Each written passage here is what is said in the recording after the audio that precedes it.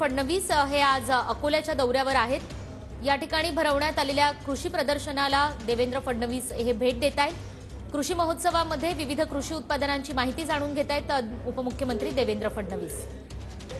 अकोल्यामध्ये या भव्य अशा कृषी महोत्सवाचं आयोजन करण्यात आलंय आणि याच संदर्भात अधिक माहिती आपण जाणून घेणार आहोत आपले प्रतिनिधी विवेक गावंडे यांच्याकडून। विवेक, निकिता, पंजाबराव देशमुख कृषी विद्यापीठ अकोला च्या संयुक्त विद्यमानानं अॅग्रोटेक 2023 या कार्यक्रमाचं आयोजन करण्यात आलेलं आहे।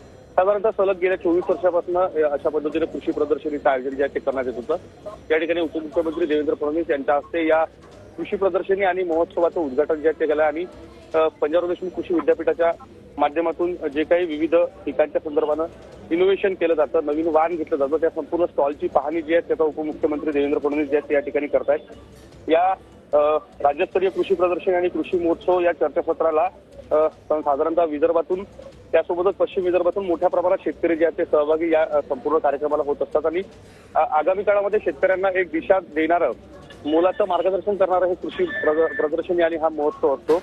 गेल्या अनेक वर्षापासून नियमितपणे अशा या महोत्सवाचं आयोजन जे आहे ते करण्यात येतं। आपण पाहू शकतो की उपमुख्यमंत्री या ठिकाणी असलेले कापूस संशोधन विभाग असेल किंवा उद्यान विद्या विभाग असेल, अशा विविध विभागांना जे आहेत ते या ठिकाणी भेट देत आहेत आणि पाहणी जी आहे ती या कृषी प्रदर्शनाची संपूर्ण करत आहेत।